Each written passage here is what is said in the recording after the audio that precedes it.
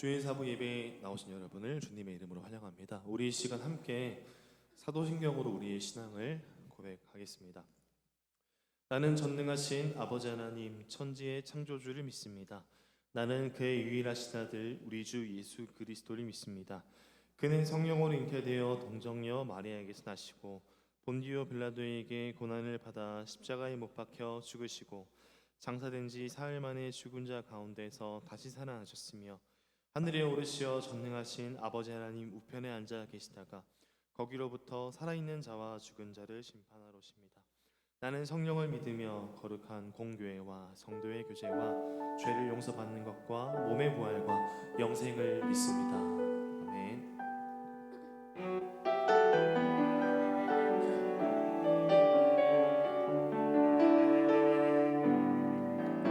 주 사랑이 나를 숨쉬게 해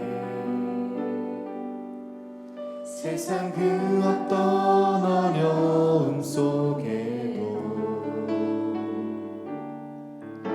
주 은혜로 나를 돌보시며 세상 끝날까지 지켜주시네. 주 은혜로 나를 이끄시며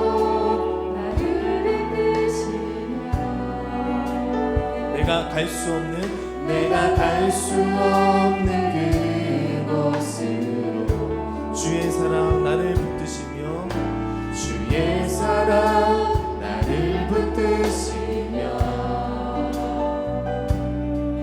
세상 끝날까지 인도하시네. 주님만이 내 아픔 아시며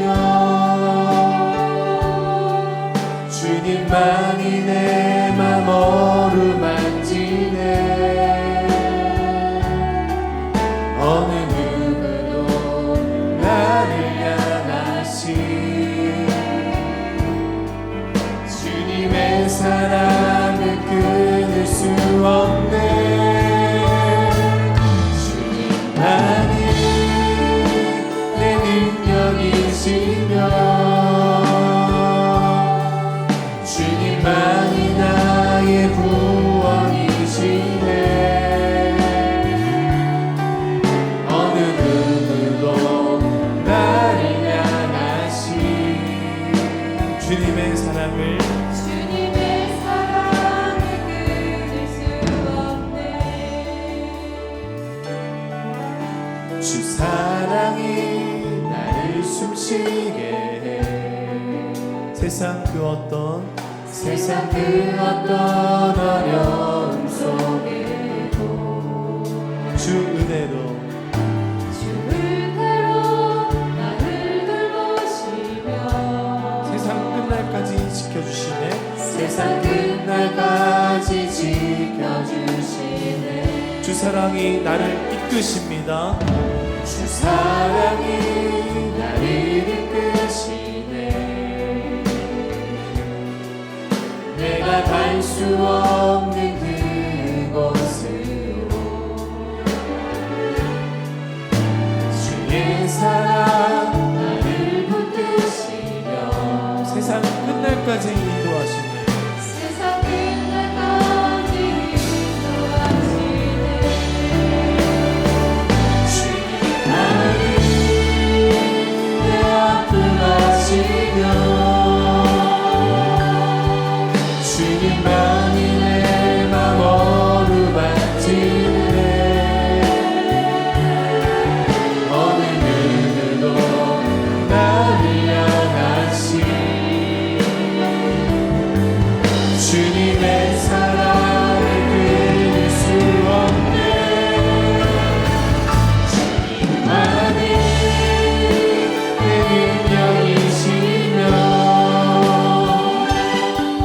주님만이 나의 구원이시네. 어느 누구도 나를 향하신 주님의 사랑을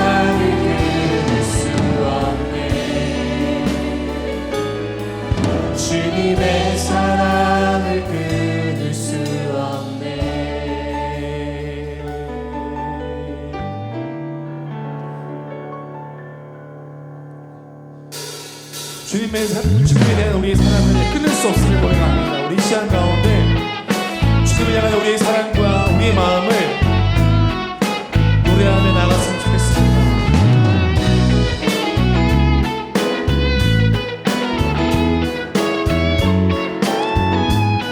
우리 기쁨으로 같이 노래했으면 좋겠습니다. 내 마음을 가득 채운 주 향한 찬양과 사랑 어떻게 표현할 수 있나. 수많은 찬양들로 그만 표현할 수 없어 다시 고백합니다. 우리 한 번 더 내 마음을 가득 채운 주 향한 찬양과 사랑 어떻게 표현할 수 있나. 수많은 찬양들로 그만 표현할 수 없어 다시 고백합니다. 주 사랑해요. 주 사랑해요. 몸만 다하여 말로 다 할 수 없어. 주 사랑해요. 찬양 받아 주소서. 우리 계속해서 박수 치시고 찬양하실까요?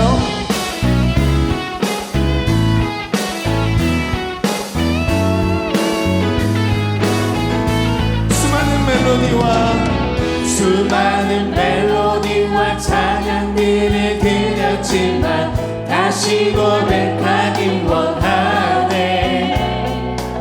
주님은 나의 사랑 삶의 중심 되시오니. 우리 한 번 더 수많은 멜로디와 찬양들을 드렸지만 다시 고백하기 원하네. 주님은 나의 사랑 삶의 중심 되시오니 주를 찬양합니다. 주님 사랑합니다. 주 사랑해요. 몸만 다하여 말로 다 할 수 없어. 주 사랑해요. 찬양 받아 주소서.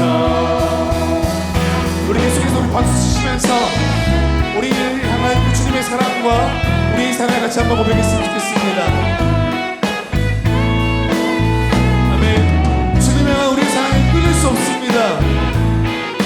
주님의 사랑이 너무나 큽니다. 같이 고백하실까요? 주님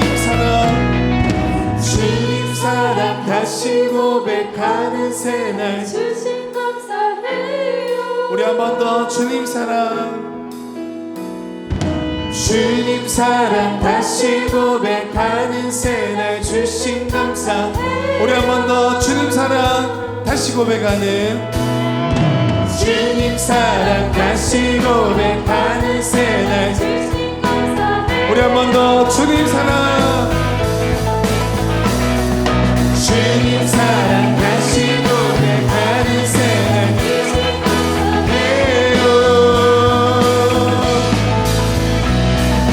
주 사랑해요. 옷만 다하여 말로 다 할 수 없어. 주 사랑해요. 찬양 받아 주 사랑해요. 주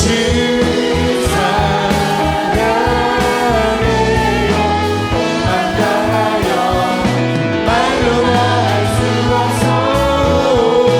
주 사랑해요. 찬양 받아 주소서. 아멘, 아멘, 아멘. 우리 계속해서 주님의 사랑을 같이 노래하며 나갔으면 좋겠습니다. 나의 등 위에서 나를 도우시는 주, 나의 인생길에서 지치고 고나요 매일처럼 주저앉고 싶을 때 나를 밀어주시네. 일어나 걸어라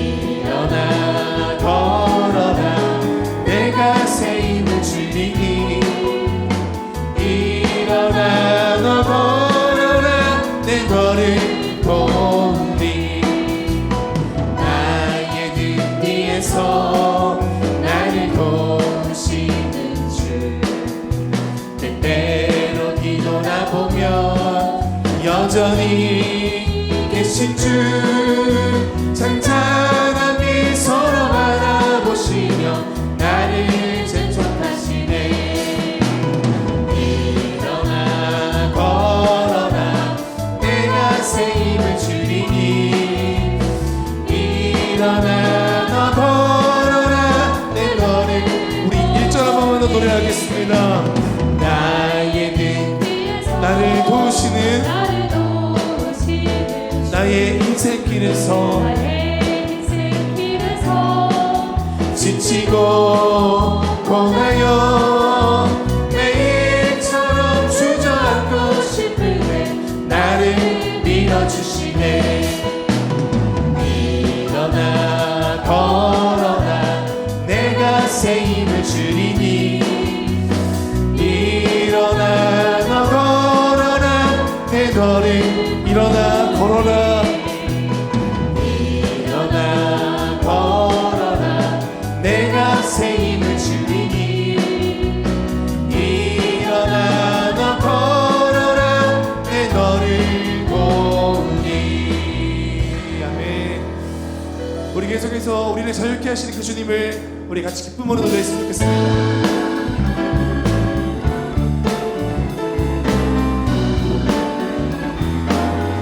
죄에서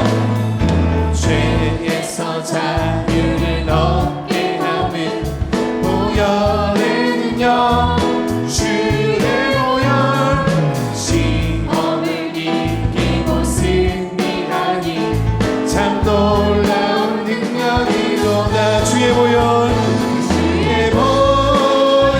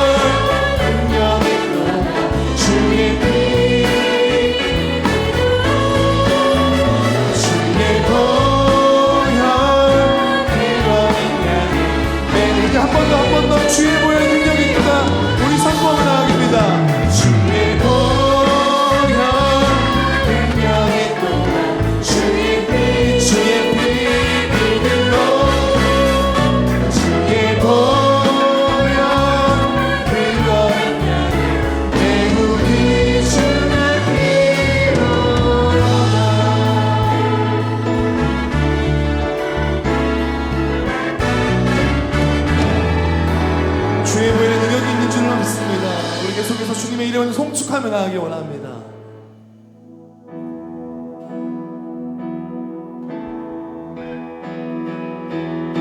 송축해 내 영혼 내 영혼아 거룩하신 이름 이전에 없었던 노래로 나 주님을 경배 송축해 내 영혼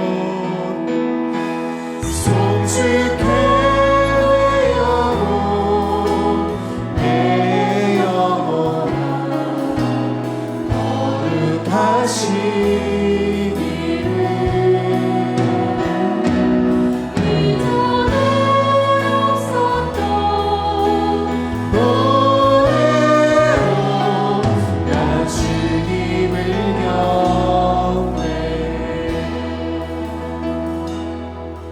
해가 뜨는 새 아침 밝음에 이제 다시 주님 찬양 무슨 일이나 어떤 일이 내게 놓여도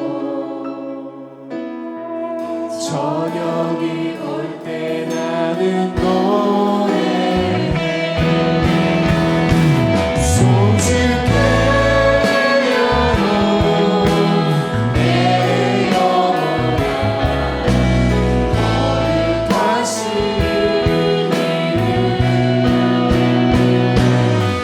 이전에 없었던 노래로 나 주님을 경배 노하기를 더디 하시는 노하기를 더디 하시는 주 그 신사랑 넘치네 주의 선하심 내가 노래하리 수많은 이유로 나 노래해 송축해 내 영혼 내 영혼아 거룩하신 이름 이전에 없었던 노래로 나 주님을 송축해 내 영혼아 송축해 내 영혼 내 영혼아 거룩하신 이름 이전에 없었던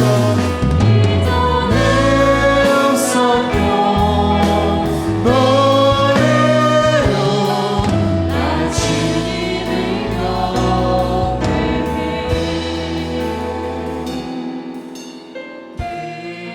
그날에 나의 힘 다하고 나의 삶의 여정 마칠 때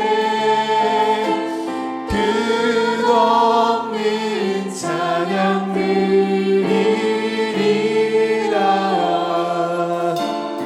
수많은 세월 지나 영원히 송축해 내 영혼 내 영혼아 거룩하신 이름 이전에 없었던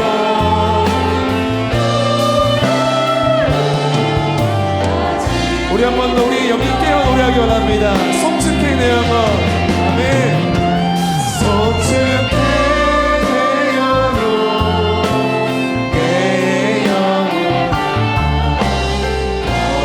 거룩하신 이름 이전에 없었던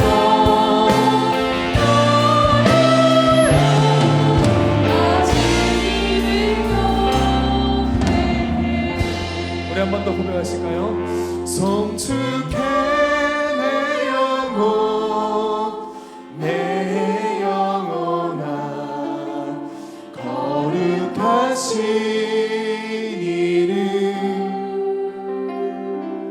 이전에 없었던 노래로 나 주님을 영 우리 한 번 더 송축해 내 영혼아 네. 송축해 내 영혼 내 영혼아 거룩하신 이름 이전에 없었던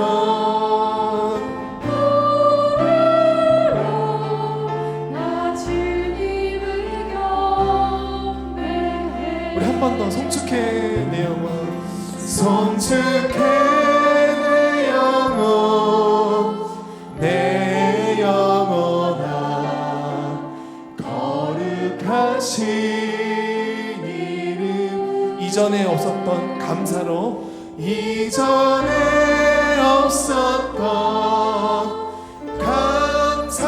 감사로 나 주님을 우리 한 번만 더 고백하겠습니다. 송축해 내 영혼 송축해 내 영혼 내 영혼아 거룩하신 이름 이전에 없었던 감사로 이전에 없었던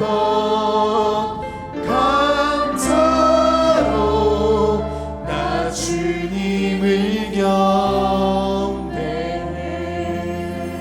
아멘. 우리 이 시간 같이 함께 기도하며 나갔으면 좋겠습니다. 우리 오늘 이 예배를 위해 함께 중보하며 나갔으면 좋겠습니다. 하나님 이 시간 우리의 영이 깨어 하나님을 노래하는 시간 되게 하여 주시옵소서. 하나님 우리의 영이 깨어 하나님을 찬양하는 시간 되게 하여 주시옵소서. 하나님 이 시간 하나님의 말씀 가운데 온전히 순종하는 시간 되게 하여 주시옵소서. 하나님 이 시간 우리의 마음이 깨어지게 해 주시고 우리의 마음이 상한 심령이 되어서 온전히 하나님 앞에 우리의 마음을 내려놓고 주의 말씀 가운데 우리의 마음에 무릎을 꿇는 시간 되게 하여 주시옵소서. 우리 같이 한번 이 시간에 예배를 넣고 그리고 우리의 마음을 넣고 같이 한번 기도하며 나갔으면 좋겠습니다. 또한 기도하실 때에 말씀 전하시는 담임 목사님이 함께 기도하며 나갔으면 좋겠습니다. 하나님 이 시간 말씀이 선포되게 해주시고 온전히 하나님의 말씀이 가감없이 전해지는 귀한 시간 되게 하여 주시옵소서. 우리 같이 한번 이 시간 사부 예배를 넣고 중보하며 나가겠습니다. 기도하시겠습니다.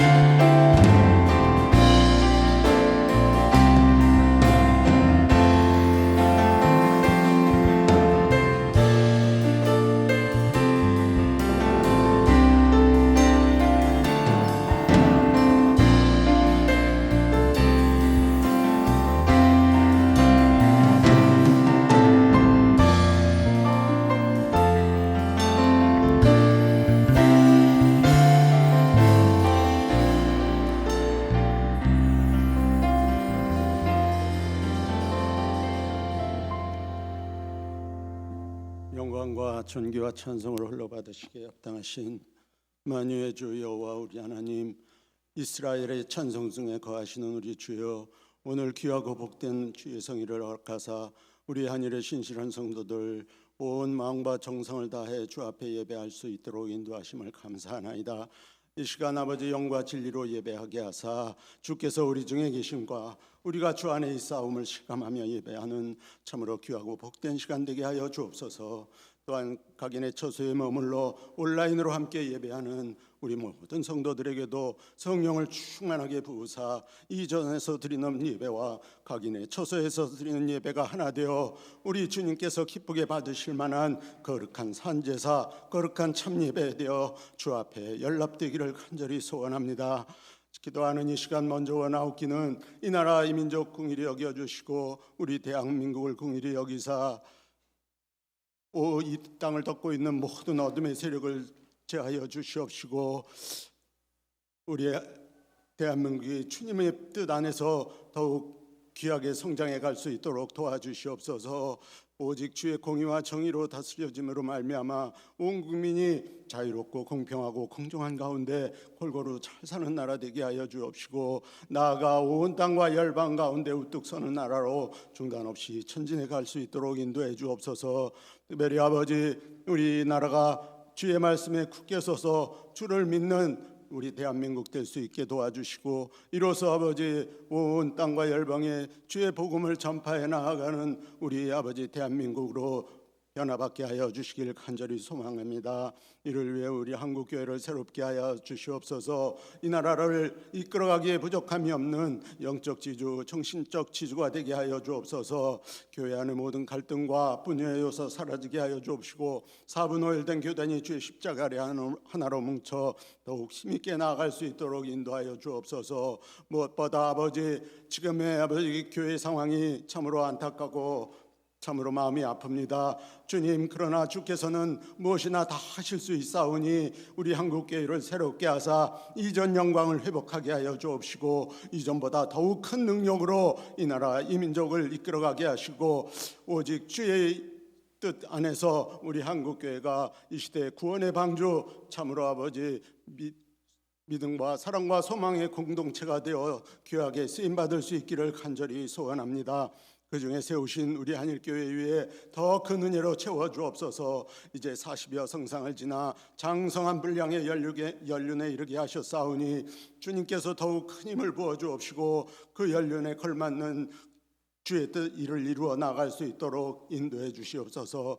예배와 전도와 양육과 성민 등 교회에 주신 모든 사명 더욱 성실히 잘 감당해 가게 하시고 이곳에 올라와 기도하는 모든 기도가 주 앞에 상달되고 또 그 하나라도 땅에 떨어짐 없이 다 주 앞에 응답받음으로 우리 모든 성도들 큰 믿음의 체험을 얻어 더 큰 성숙한 믿음의 반열에 설 수 있도록 도와주시옵소서.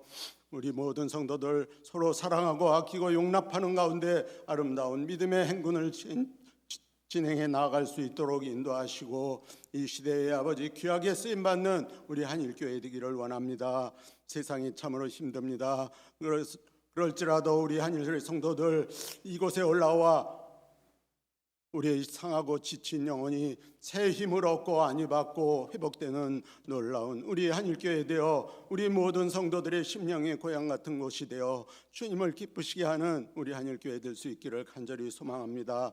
세우신 사자 목사님 영육간에 늘 강건함으로 채우시고 성령으로 충만하게 하시고 모든 사역을 성령의 나타남과 능력으로 감당해 가실 수 있도록 항상 주의 오른손에 붙잡아 주시옵소서.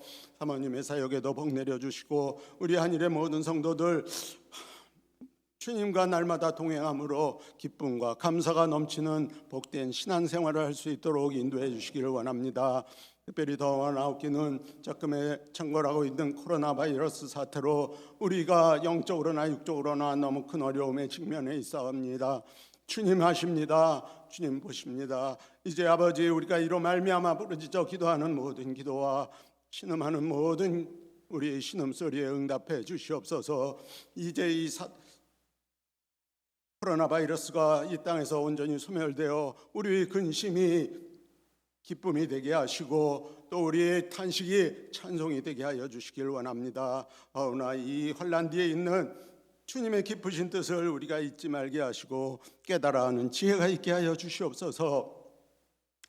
아버지 이로써 우리가 우리를 스스로 성찰하며 뒤돌아보아 우리가 마땅히 회개할 것을 회개하게 하시고 내려놓아야 할 것들을 내려놓게 하시고 낡아지고 썩어진 모든 구습을 벗어버리고 이제는 새 질서 새로운 환경에 적응하며 주님의 뜻을 이루어 나아가고 주의 영광을 드러내며 그 하나님의 뜻을 세상에 선포해 다른 길로 선포해 나갈 수 있는 길을 모색해 나아가는 우리의 한일교회 될 수 있게 도와주시옵소서. 그리하여 이 땅에 이 시대를 이끌어가는 이 시대의 리더로 되는 우리 한일교회 되기를 간절히 소원합니다. 이제 예배 중에 임재하신 우리 주님, 우리 모든 예배의 순서를 통해 주님 영광 받으시되 우리 사자 목사님 말씀 선포하실 때에 그 말씀 가운데 주님 함께하여 주시옵시고 성령의 기름을 능력으로 부어 주시어서 우리 사자 목사님 말씀이 하나님의 말씀 되고 생명의 말씀, 능력의 말씀이 되어 세상에서 성하고 찢기고 병든 우리의 영혼이 말씀을 받는 가운데 아버지 새롭게 변화되고 온전한 치유와 회복의 역사가 일어나게 하여 주시옵소서. 우리의 심령이 그 말씀으로 새 힘을 얻어 이 광야 같은 세상을 넉넉히 이기고 승리하며 나아갈 수 있도록 은혜 위에 은혜를 더해 주시옵소서. 기타 예배의 모든 순서를 통해 주님 영광 받으시고 우리 예배에 참석한 우리 모든 성도들 한 사람도 헛되이 성도들만 밟고 가게 마옵시고 다 성령 받고 은혜 받고 또 하나님을 만나는 놀라운 귀한 시간 되게 하여 주시옵소서. 모든 말씀을 우리를 위해 십자가에 죽으시고 우리 또 부활하사 하늘의 큰 소망 주신 우리 구주 예수 그리스도의 존귀하신 이름으로 기도드리옵나이다. 아멘.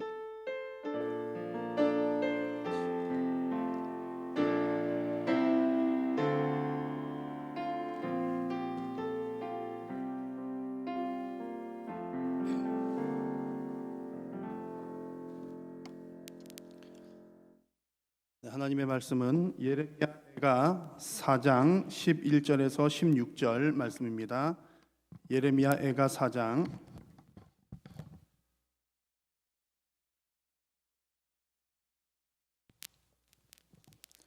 11절에서 16절 말씀을 저와 여러분 한 절씩 교독을 하겠습니다. 여호와께서 그의 분을 내시며 그의 맹렬한 진노를 쏟으시며 시온의 불을 지르사 그 터를 사르셨도다. 대적과 원수가 예루살렘 성문으로 들어갈 줄은 세상의 모든 왕들과 천하 모든 백성이 믿지 못하였었도다. 그의 선지자들의 죄들과 제사장들의 죄악들 때문이니 그들이 성읍 안에서 의인들의 피를 흘렸도다. 그들이 거리에서 맹인같이 방황하며 그들의 옷들이 피에 더러워졌으므로 아무도 만질 수 없도다. 함께 읽습니다. 사람들이 그들에게 외쳐 이르기를 저리 가라 부정하다 저리 가라 만지지 말라 하였으며 그들이 도망하여 방황할 때에 이방인들이 말하기를 그들이 다시는 여기서 살지 못하리라 하였도다. 여호와께서 노하여 그들을 흩으시고 다시는 돌보지 아니하시리니 그들이 제사장들을 높이지 아니하였으며 장로들을 대접하지 아니하였음이로다. 아멘. 오늘 함께 예배하는 여러분 모두에게 우리 하나님의 은혜와 평강이 함께 하시기를 축복합니다.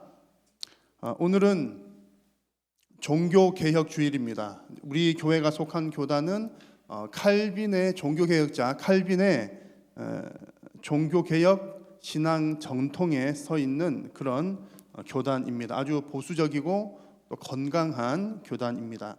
이 종교개혁의 역사를 살펴보면 종교개혁 운동은 한마디로 그 특징이 뭘까 얘기를 한다면 하나님의 말씀 회복 운동이었습니다. 여러분 종교개혁자 그러면 누가 가장 먼저 생각이 나십니까? 아마 루터라고 하는 사람이 생각이 나실 겁니다. 그래서 우리가 잘 아는 그 루터를 포함해서 그 모든 종교개혁자들에게 있어서 공통점이 있는데 그것이 바로 하나님의 말씀을 바르게 세우자라는 점이었습니다. 그래서 여러분 루터나 칼빈 얘기는 많이 들으셔서 잘 아실 테니까 오늘 이 시간에는 제가 그 종교개혁의 선구자격에 해당하는 위클리프라고 하는 사람 이야기를 조금 해드리려고 합니다. 위클리프라고 하는 분은 1300년대 시대를 살았던 영국에서 살았던 성경학자이기도 하고 또 교수이기도 하고 설교가이기도 한 사람이었습니다. 1300년대를 살았던 분이죠. 우리가 잘 아는 루터나 칼빈, 그분들은 이제 1500년 전후를 해서 사는 사람들이었습니다. 그래서 그 당시에는 이제 교회들이 어떤 분위기였냐면 라틴어 성경만 하나님의 권위 있는 말씀으로 인정을 하던 때였습니다. 그래서 교회에서 이게 법으로 세운 것이 뭐냐 하면 성경을 한국이면 한국말, 프랑스면 프랑스말, 여러 나라 말로 그 나라의 말로 번역하지 못하도록 법을 세웠습니다. 교황이 그렇게 법을 세운 거죠. 그러다 보니 일반 성도들은 성경을 읽을 수도 없었고 라틴어를 몰랐기 때문입니다. 또 제대로 알지도 못했습니다. 심지어 사제들이 이제 그 성경을 독차지했다고나 할까요? 그런 사제들의 전유물이 되었는데 사제들 중에서도 라틴어를 제대로 모르는 사람들은 그 미사를 집례하기 위해서 이렇게 뜻도 모른 채 그냥 외워서 암송을 해서 미사를 집례를 하는 경우들도 많이 있었다고 합니다. 자, 그러다 보니 이제 잘못된 종교 지도자들이 항상 문제인 거죠. 잘못된 종교 지도자들이 이제 하나님의 말씀을 본인들만 해석을 하고 읽을 줄 아니까 하나님 말씀을 변질을 시키는 겁니다. 그래서 나온 대표적인 것이 이제 종교 개혁하면 떠오르는 면죄부, 면벌부라고 하는 것이죠. 전혀 성경적인 근거가 없는 성경을 변질시켜서 탄생시킨 것이 바로 면죄부라고 하는 것이었습니다. 결국 베드로 성당, 큰 성당을 짓기 위해서 돈이 필요하니까 이런 것들을 성도들을 부추겨서 헌금을 하도록 했던 겁니다. 자, 이런 중세 교회의 모습은 하나님께서 보실 때에는 그 시대 그 상황이 교회가 망해져 가는 상황이었습니다.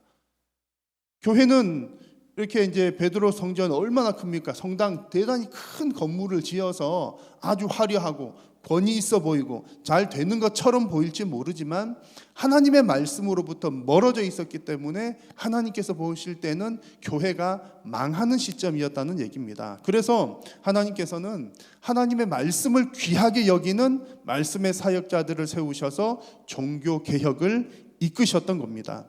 좀 전에 사진에 보여드렸던 이 위클리프라고 하는 사람은 이제 이런 생각을 가졌습니다. 모든 판단은 성경이 기준이 되어야 한다. 성경이 기준이 되어야 하지 교황이 판단할 수 없다. 그런 주장들을 했습니다. 그리고 교회가 교회다워지려면 일반 교인들이 성경을 바르게 알아야 한다라고 주장을 했습니다. 누가 싫어할까요? 종교 지도자들, 사제들, 교황은 대단히 싫어했습니다. 그래서 결국 이제 이 위클리프라고 한 사람은 성경의 중요성을 생각했기 때문에 목숨을 걸고 교황의 권위에 도전하면서 그 영국 사람이니까 성경을 영어로 번역을 하게 됩니다. 번역하고 나서 한 2년쯤 있다가 위클리프는 죽게 되는데 계속 이제 그 교황이나 이 로마 교회한테 미움을 당하는 거예요. 그래서 죽은 지 한 20여 년쯤 지난 후에 부관 참시라고 그러죠. 이제 그 시체를 꺼내어 가지고 화형을 시켜 가지고 막 죄를 뿌리는, 그만큼 교회가 이 종교 개혁자를 미워했다는 얘기입니다. 여튼 이 위클리프라고 하는 이 종교 개혁자의 주장과 이런 생각들은 여러 다른 사람들에게 영향을 끼쳐서 이제 종교 개혁 운동이 일어나게 되었던 겁니다. 자, 여러분, 지금 중세 교회 시대의 분위기를 말씀을 드렸고요. 고대 교회, 우리가 흔히 잘 아는 초대교회 때를 한번 생각을 해보십시오. 초대교회 시기에는 성도들이 하나님의 말씀을 목숨처럼 붙들었던 때입니다. 그래서 하나님의 말씀 복음을 배우기 위해서 또 전하기 위해서 목숨을 걸고, 그래서 실제로 목숨을 잃은 사람들이 많았죠. 기독교가 국교화되기 이전에는 순교자들이 대단히 많이 나왔습니다. 그런데 가만히 보십시오. 하나님의 말씀에 목숨을 걸었을 그때는 진짜로 목숨을 잃기도 했지만 오히려 그 시대가 영적으로 더 부흥하는 시대였고 교회도 역시 성장하는 시기였습니다. 그런데 반면에 오히려 기독교가 국교화되고 세월이 지나면서 안정화되고 중세시대 때 하나님의 말씀과 멀어지게 되니까 오히려 영적인 암흑기가 찾아왔던 것이죠. 자, 오늘 읽은 성경 말씀에서도 이 중세시대의 종교개혁이 일어났던 때와 비슷한 패턴을 발견할 수가 있습니다. 그 패턴이 무엇입니까? 하나님의 말씀이 약화되면 성도와 교회는 망한다는 패턴입니다. 그럴 때마다 하나님께서는 하나님의 말씀 앞에서의 개혁을 요구하고 계시고, 또 우리들 성도들은 말씀대로 살아야 우리의 영과 육이 산다라고 하는 말씀을 우리에게 해 주십니다. 그래서 오늘 이 예레미야 애가 말씀을 통해서 우리 모든 성도님들께서는 정말 개혁하는 시간이 되시기를 바라고 새 힘을 얻는 시간이 되시기를 바랍니다.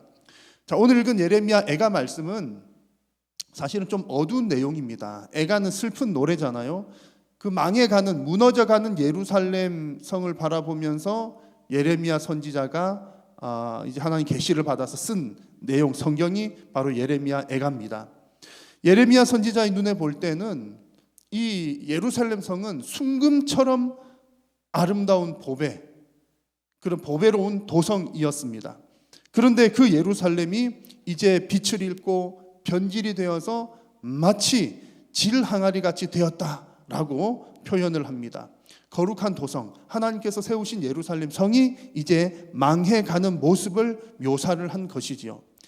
예루살렘이 이렇게 망해간다는 것은 선지자인 예레미야가 보기에만 안타까운 일이 아니라 주변에 있던 이방 사람들이 보기에도 믿기 어려운 일이었습니다. 12절 말씀 보십시오.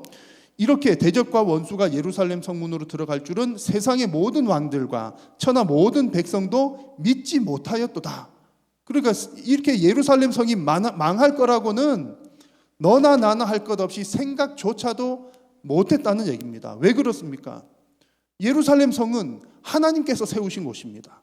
하나님께서 함께 하시는 곳이었고 하나님께서 지켜주시던 곳이었습니다. 그래서 이스라엘이라고 하는 민족은 작은 나라에 불과하지만 크신 하나님께서 함께 하셨기 때문에 더 큰 대적들이 쳐들어와도 다 능히 이겨낼 수 있었던 나라가 바로 이스라엘이었습니다. 그런데 결국은 그런 도성 예루살렘이 멸망당하고 말았다는 얘기입니다. 이것이 예레미야 애가의 내용입니다.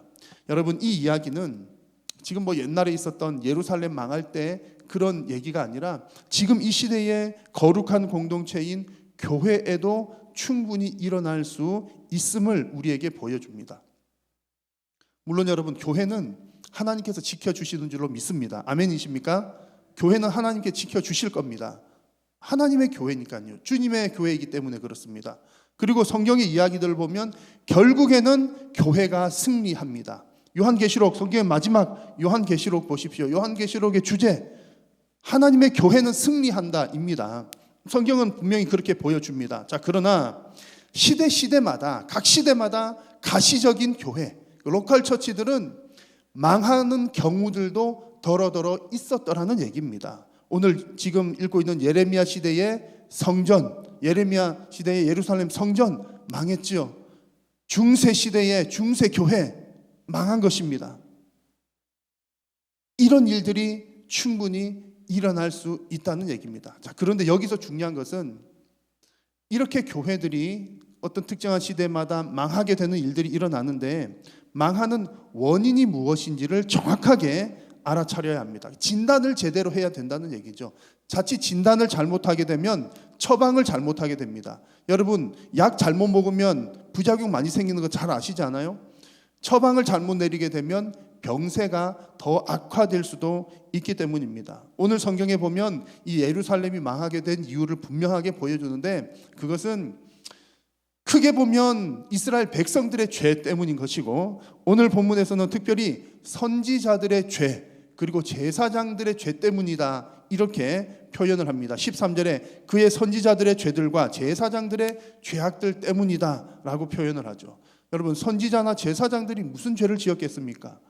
경건하고 신실한 사람들일 텐데 무슨 죄를 지었을까요?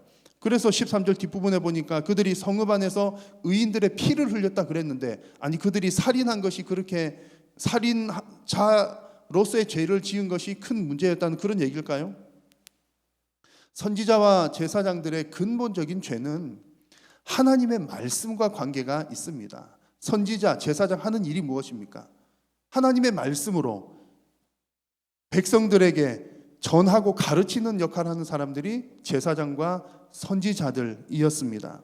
자, 그런데 이 선지자와 제사장들이 하나님의 말씀을 제대로 받지도 않고 하나님의 말씀을 순종하지도 않고 하나님의 말씀을 전하지도 않으니까 여러 가지 문제들이 생기는 겁니다. 그런 죄들 중에 하나가 이 성읍 안에서 의인들의 피를 흘리는 살인하는 행위들이 나올 수도 있고, 또 중세시대에 그러했던 것처럼 하나님의 말씀을 변질시켜서 이상한 면죄부 같은 것 만들기도 했었고, 그 외에 기타 여러 가지 온 죄들을 다 난무하게 만들어서 결국에는 망하는 길로까지 이르게 되었다는 말씀입니다.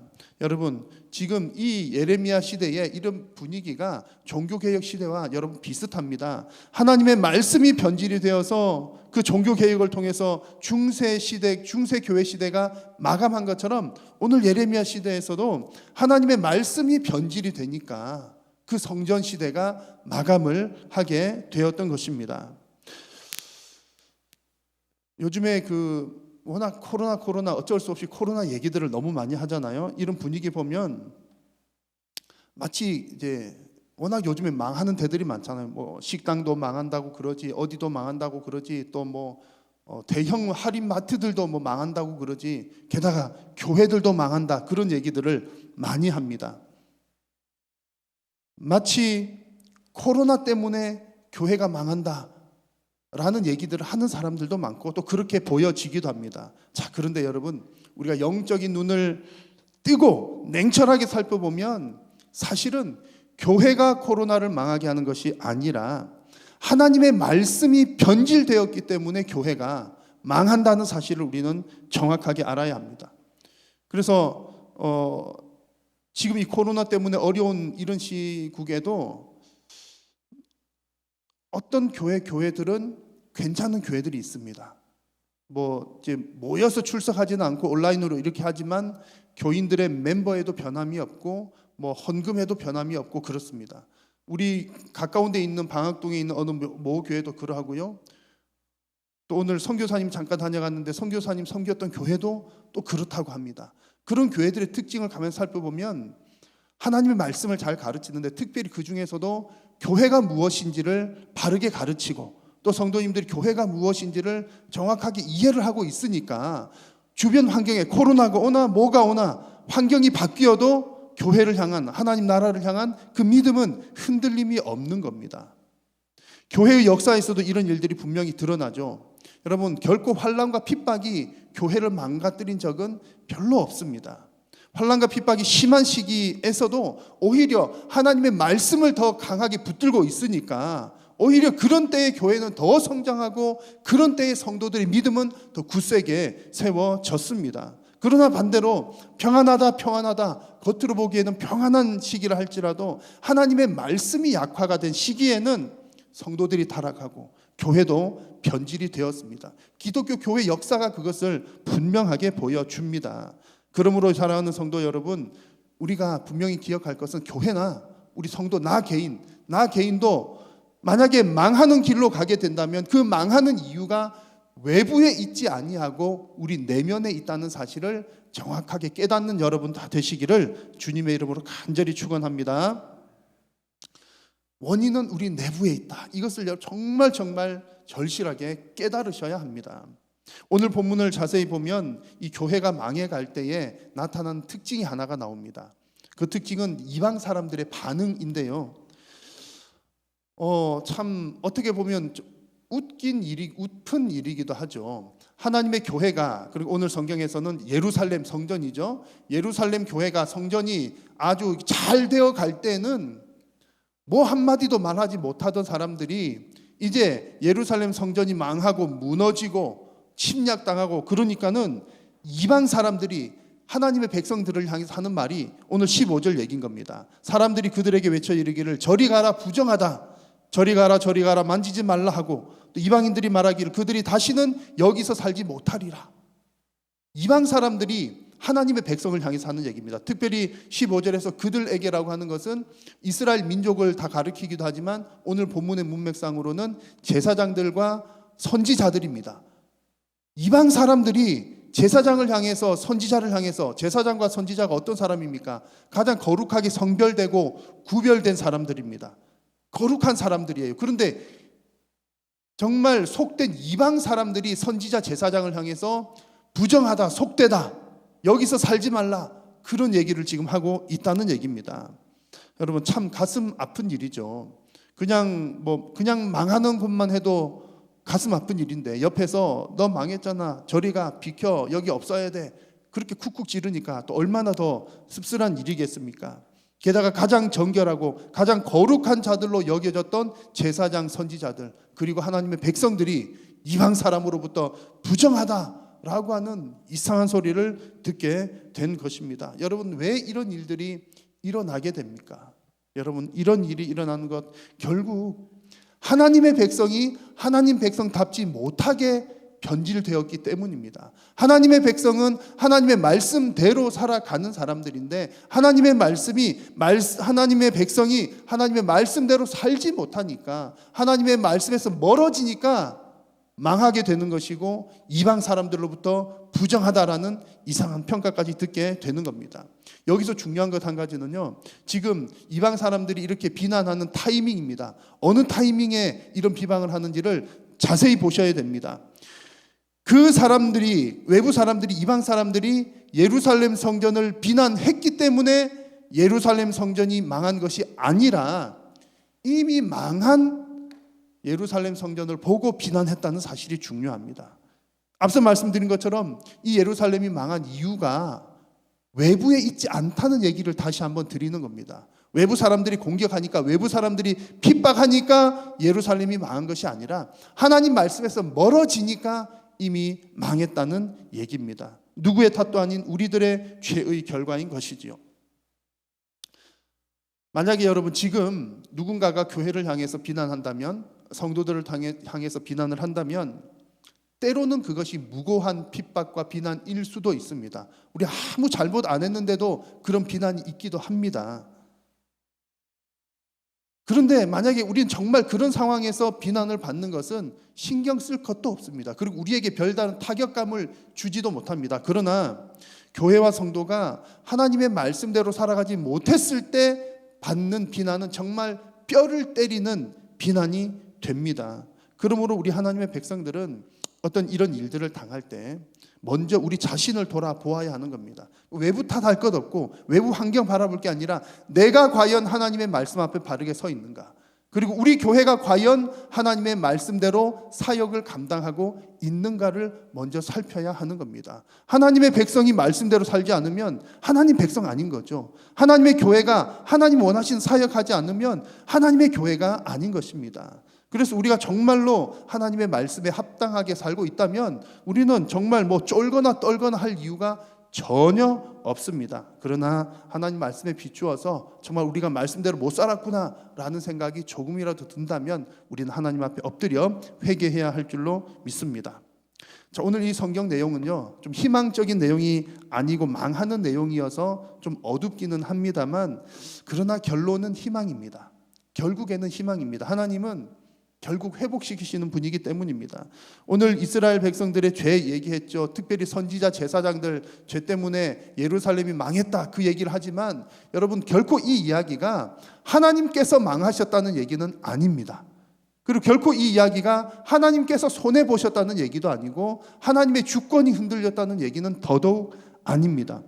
왜냐하면 지금 예루살렘이 망하는 이 일들이 결국에는 하나님의 주권 아래에서 이루어진 일이기 때문입니다. 자, 11절 말씀을 보십시오. 오늘 본문에서 예루살렘이 망한 이 이유가 이렇게 외부 사람들이 하나님을 공격해서 하나님이 망했기 때문에 예루살렘이 망했다, 이런 게 아니라 11절 보십시오.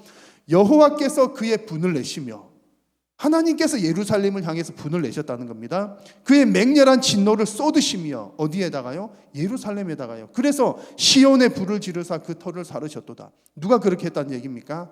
하나님께서 하셨다는 얘기입니다. 하나님께서 이 일을 당하신 것이 아니라 이 일을 행하신 분이 하나님이라는 얘기입니다. 16절 말씀에도 보시면 하나님께서 노하셔서 그들을 다 흩으셨습니다. 앞서 말씀드린 것, 이방 사람들이 예루살렘을 향해서 부정하다, 속되다, 이곳에서 살지 못하게 하라, 이렇게 얘기한 것도 사실상은 하나님께서 흩으셨기 때문에 이방 사람들이 그런 얘기를 했다, 그런 말씀입니다. 오늘 16절 말씀은 그냥 우리 한글 성경으로 된 것을 보면 좀 이해가 어렵습니다. 그런데 제가 정확하게 해석을 해드리면 이런 내용입니다. 16절 내용은 하나님께서 선지자들과 제사장들을 흩으셨기 때문에 이방 사람들이 제사장들을 높이지 않았고 장로들을 대접하지 않았다, 그런 뜻입니다. 하나님께서 흩으셨기 때문에 라고 하는 것이 먼저입니다. 자, 그러면 하나님께서 왜 이렇게 흩으셨습니까? 왜 그들을 망하게 하셨죠? 하나님의 백성이 하나님을 떠났기 때문입니다. 하나님의 백성이 하나님의 말씀에서 떠났기 때문에 하나님께서 회초리를 드신 것이지요. 이 말씀은 하나님께서 영원히 그들을 버리셨다는 뜻이 결코 아닙니다. 하나님께서 그들을 버리기 위해서, 완전히 내치기 위해서 그렇게 하셨다는 것이 아니라 다시금 회복시키시기 위해서 하나님께서 징계의 회초리를 드셨다는 말씀입니다. 다시 하나님께로 돌아오라고, 다시 하나님의 말씀으로 돌아오라고 하시는 그런 내용인 것입니다. 그러므로 여러분, 우리 성도나 교회에는 무슨 문제가 생겼다 그러면 그 모든 문제의 시작은 하나님의 말씀에 있습니다. 그리고 그 해결점도 역시 하나님의 말씀에 있습니다. 여러분, 하나님께서 성도들을 눈동자와 같이 지키신다고 여러분 믿으십니까? 확신하십니까? 아멘입니다. 만약에 하나님께서 지키시는데 내가 어려운 일을 당할 이유가 뭐가 있어요? 그러면 하나님 안 계신 거, 하나님 나쁜 하나님이시죠.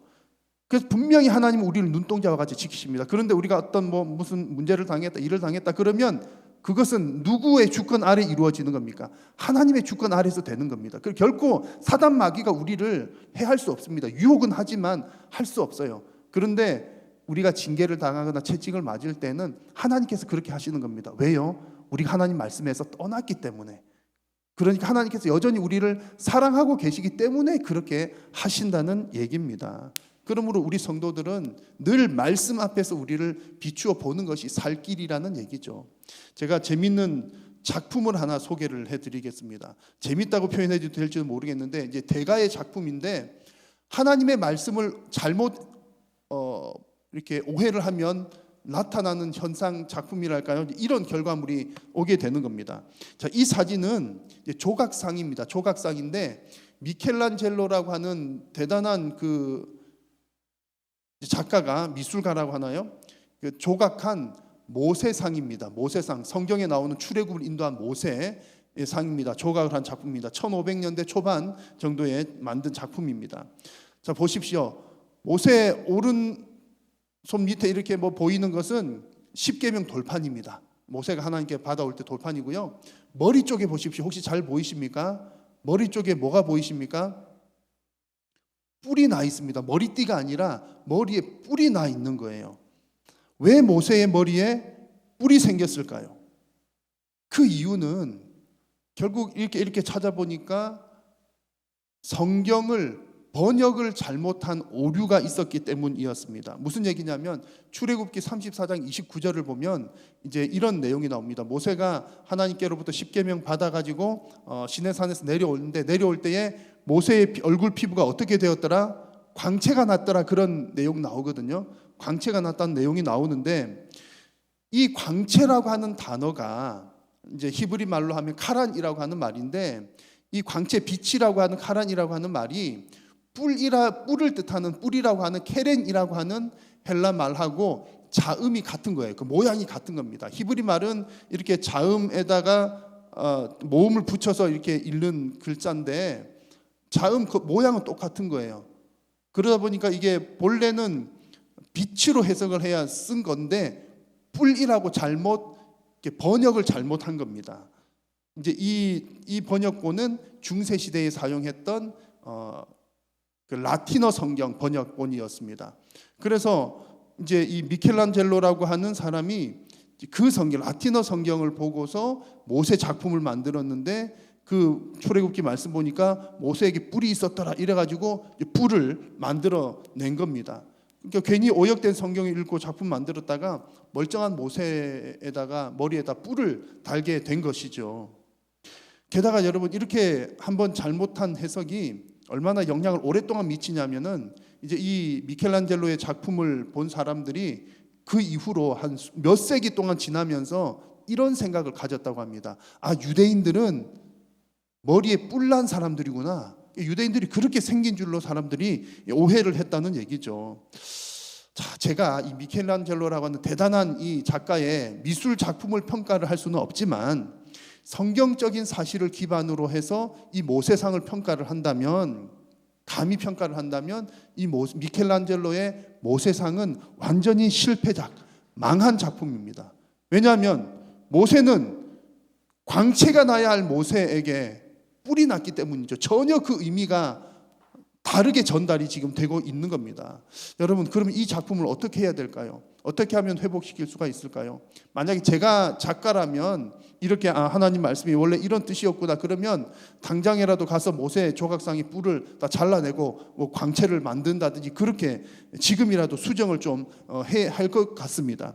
다시금 새롭게 해야 되는 거죠. 하나님의 말씀에 비추어서 고치는 것이 옳은 일입니다. 우리 성도들의 삶이 늘 그렇습니다. 우리는 하나님의 말씀대로 사는 사람들이기 때문에 말씀 앞에 늘 비추어서 새롭게 우리를 고쳐 나가야 한다는 그런 얘기입니다. 오늘 본문 뒷부분을 보시면 예레미야 5장에 이런 말씀이 나옵니다. 같이 한번 읽어볼까요? 여호와여, 우리를 주께로 돌이키소서. 그리하시면 우리가 주께로 돌아가겠사오니 우리의 날들을 다시 새롭게 하사 옛적 같게 하옵소서. 아멘. 지금 예레미야가 망하는 그 예루살렘 성을 바라보면서 하나님께로 돌이켜 달라는 기도를 하는 겁니다. 하나님께로 돌이켜 달라는 게 무슨 말입니까? 하나님께로 간다는 말은 하나님의 말씀대로 돌아간다는 얘기입니다. 하나님께서 말씀으로 우리에게 찾아오셨기 때문이죠. 그리고 우리의 날들을 다시 새롭게 해달라고 간절히 기도를 합니다. 여러분, 다시 새롭게 한다는 말이 무슨 말입니까? 개혁한다는 얘기입니다. 개혁한다는 것. 그러므로 하나님의 말씀으로 다시 돌아가는 것이 바로 개혁하는 모습인 겁니다. 여러분, 우리 교회와 성도는 다른 길이 없습니다.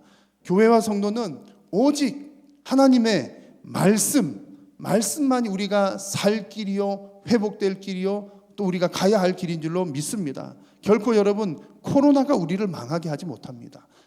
다른 어떤 외부의 환경들이 우리를 망하게 할 수 없습니다. 다만 우리가 망하는 경우는 하나님의 말씀에서 떠나갈 때, 그래서 하나님께서는 각 시대마다 하나님의 백성들을 사랑하시니까 망하지 않게 하기 위해서 말씀의 사역자들을 보내셔서 종교개혁 시대에는 종교개혁자들을 통해서, 또 선지자들이 타락하고 제사장들이 타락했을 때는 또 하나님께서 바로 세운 말씀의 사역자들을 보내셔서 그 말씀 회복 운동을 일으켜 주시고 개혁 운동을 일으켜 주셨던 겁니다. 결국 하나님께서 회복시켜 주시기 위해서입니다.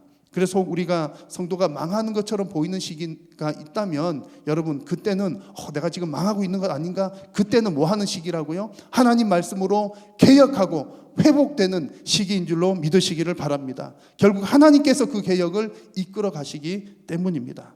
하나님의 말씀 앞에서 날마다 개혁해 나가는 여러분들이 다 되시기를 바랍니다. 어쨌든 우리는 하나님의 교회와 성도는 하나님 말씀에서 멀어지는 것이 망하는 길이라는 사실을 여러분 꼭 기억하시면서 하나님 말씀 앞에서 날마다 개혁하는 저와 여러분 다 되시기를 축원합니다. 기도하겠습니다. 살아계신 우리 하나님, 오늘도 저희들을 부르셔서 영광 받아주시니 감사합니다. 하나님, 오늘도 우리에게 말씀하여 주셨사오니 우리가 하나님의 말씀대로 날마다 개혁하는 성도님들이 다 되게 하여 주시고, 하나님께서 우리의 날들을 새롭게 하사 옛적 같게 하여 주옵소서. 예수님의 이름으로 기도드립니다. 아멘.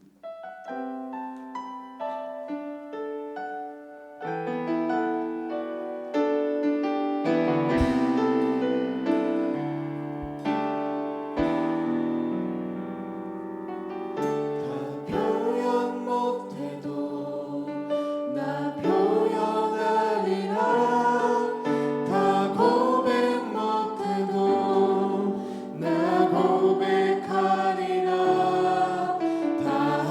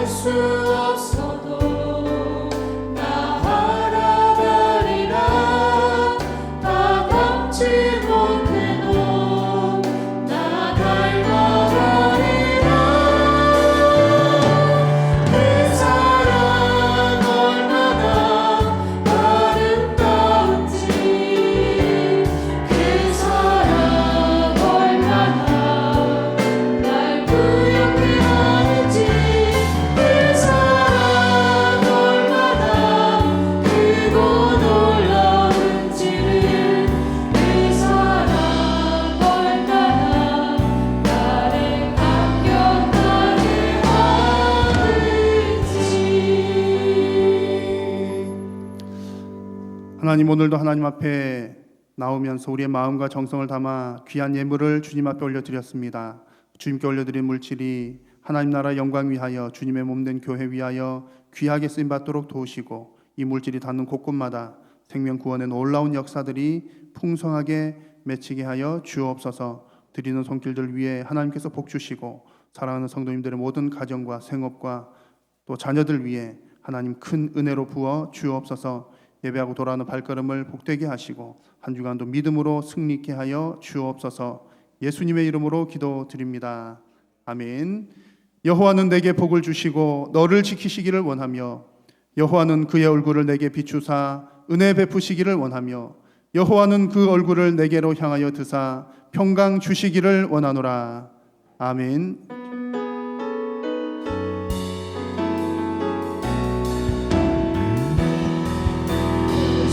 곳에서 나는 예배하는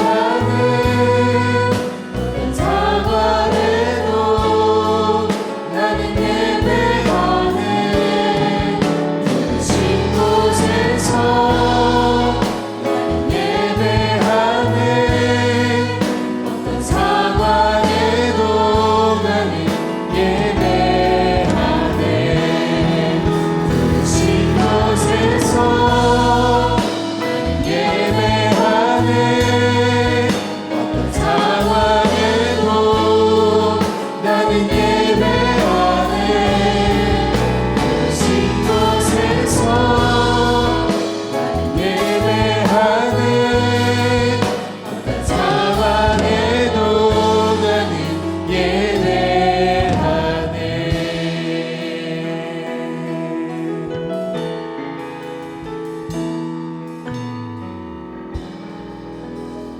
예배가 마쳤습니다. 한 주간 말씀 안에서 승리하시길 바랍니다.